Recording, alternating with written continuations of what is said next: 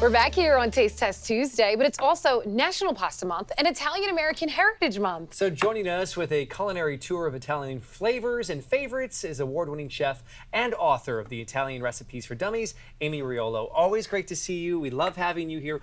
Thank you. Just back from Italy, by the way, It we should point smells so out. good. Yes. So when we're talking pasta, we're talking authentic pasta right now with Exactly. Amy. And you were recently named the ambassador of Italian cuisine in the U.S. What does that honor entail? Oh, thank you so much. Well, that was for the Association of Italian Press, and they gave me that title because of what I do, the work with my books and promoting the food, lecturing. I do a lot of work overseas and just about educating on people on the true, authentic ways to present Italian food, what goes into it, the health benefits, the recipes, and the history as well.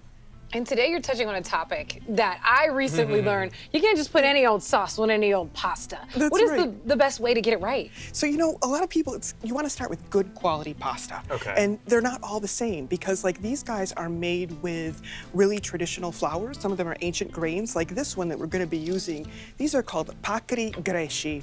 And they're this dish over here with the tomato sauce. And I'm going to just put them right in. But these are made with an ancient type of flour called Senator Capelli. So it's much better for you than what's available nowadays. And also they're dried. All these pastas, even though they're dried in a very slow process, low temperature, 72 degrees. So they keep all the protein, they keep all of the amino acids, and also they hold their shape better in the sauce. I mean, look how beautiful.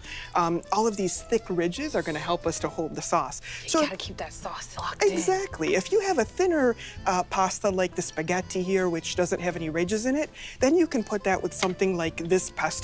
This is my private label red pesto, and it's sun-dried tomatoes, olive oil, pine nuts, and see how it just coats the spaghetti really nice. Spaghetti, kind of is the most neutral of pastas. You can put it with a lot of things. And then we have over here the rigatoni, because these are thicker. They've got these nice ridges in them in the tube, so they hold on to a thick sauce like the bolognese with the meat. My favorite. You don't want to put like pesto with rigatoni because it's not gonna fill in the holes. It's not gonna go around. So it's very important when you pair the pastas, like the quality of the pasta, how it's made, the kind of grain, the way it's dried, and also the extrusion. This spaghetti, the one that I have here, it's available in my box, and it is made from the Vrigny family. It has gold dyes that they use to extrude it. So instead of like a stainless steel, which a lot of factory pasta use, they use gold dyes. So it gives you a lot of better texture. Many companies use bronze. Bronze is wonderful too, but gold is even better and more special. So let's talk about nutrition. There's a little bit of a misconception that pasta is bad for you. There's an entire part of the globe that Anti-pasta people. They're lives on omitting it. pasta. I know, So it's not. And No. especially when it's prepared properly, you should not feel full and bloated after eating pasta. Exactly. Small portions, number one, but also if you use a good quality pasta that has maintained all of its nutrients, cook it nice and al dente, because the less you cook it, the more it keeps also its nutrition. And then use a healthful sauce. So like this is just my extra virgin olive oil, garlic, a little bit of crushed red pepper, tomatoes, salt, pepper, and basil. That's all that's in it. So you get all of the lycopene from the tomatoes and the good things. Good pasta, good quality sauce, and you will really have benefits. And just, small portions, and then you can enjoy it every day. In Italy, before the pandemic, Italians were rated the healthiest people in Europe. They eat pasta every day.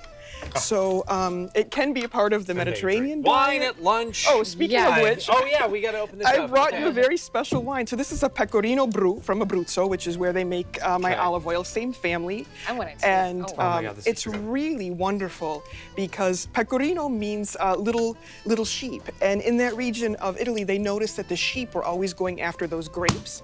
And so what they did was they named the wine after them. So it means little sheeps. We got And- wine, we wanna got run out of time. pasta, and Okay. you're heading toward an event at my alma mater, UMD. Exactly. So I'm going to be at the Maryland University of Integrative Health. We're doing a live event on the 25th. It's free. It's on across all social media channels, and it's for World Pasta Day.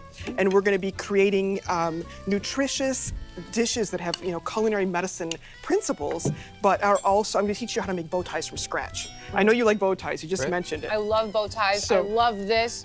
It Tell us tastes about so the good. sparkling Thank we you. have here. Yeah, so this is a Pecorino Brut from Abruzzo, and it's made by the Martelli family. They're the same people that make my extra virgin olive oil. I was just there last week. These gorgeous orchards, and it's very special. So I hope that you like it. Amy. AmyRiolo.com to dine like us, because clearly Kid is loving it. I'm loving it. Cheers to that. And to Doesn't get you better than both, this. Thank you so much. Cheers. Salute. To Salute. National Pasta Month. Salute. And to you National all. Pasta